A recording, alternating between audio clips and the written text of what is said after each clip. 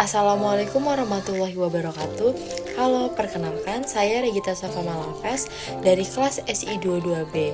Di sini saya akan menjelaskan materi mengenai metadata pada mata kuliah Data Warehouse. Yuk simak videonya. Pertama-tama saya akan menjelaskan definisi dari metadata. Metadata berarti data yang mendeskripsikan data. Metadata dalam data warehouse digunakan untuk menyimpan catatan mengenai data warehouse itu sendiri, menyediakan informasi tentang struktur data dan hubungan antara struktur data di dalam atau antara storage, yaitu tempat penyimpanan data. Selanjutnya, pada data warehousing, metadata terdiri atas 4 metadata. Yang pertama, definisi data, yang berarti itu arti dan sumber dari tiap kolom. Yang kedua, definisi dari data warehousing itu sendiri, yang berarti dengan kata lain, struktur data store, proses ETL, dan kualitas data. Yang ketiga, definisi dari sistem yang berelasi, contohnya search system. Dan yang keempat, itu informasi audit atau proses apa yang berjalan dan kapan ia berjalan. Dan usage, yaitu report dan cubes mana yang digunakan oleh siapa dan kapan. Nah, terdapat 7 jenis metadata. Yang pertama, data definition dan mapping metadata, yang berisi maksud dari tiap kolom fakta dan dimension dari mana data tersebut dating. Yang kedua, data struktur metadata, yaitu mendeskripsikan struktur tabel dalam setiap data store. Ini menggambarkan struktur DDS, NDS, ODS, dan database stage. Ini berisi definisi tabel, indeks referensial, integritas atau primary dan foreign key, constraint atau null unique, lalu data identitas, data partisi, dan views. Yang ketiga, search system metadata, yaitu mendeskripsikan struktur data semua feeding system sumber ke dalam data warehouse.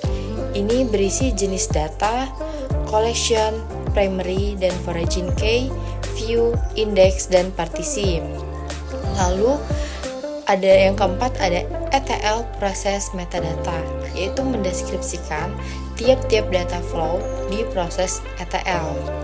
Seiring dengan data mapping metadata, metadata ETL berguna untuk memahami data flow dan transformasi. Lalu yang kelima itu data quality metadata, mendeskripsikan setiap aturan kualitas data bersama dengan jenis aturan yang tabel dan kolom diterapkan untuk tingkat resiko dan tindakannya. Metadata kualitas data digunakan untuk menentukan tindakan apa yang diambil ketika data yang buruk terdeteksi. Lalu, yang keenam, audit metadata berisi rekaman proses dan aktivitas di data warehouse, seperti proses ETL, modifikasi data, validasi aturan DQ, log keamanan, sistem patch, membersihkan, pengindeksan, dan kegiatan partisi. Yang terakhir 7, yaitu usage metadata berisi event log yang mencatat laporan dan cubes yang digunakan oleh siapa dan kapan. Nah, tahu nggak sih mengapa kita membutuhkan metadata?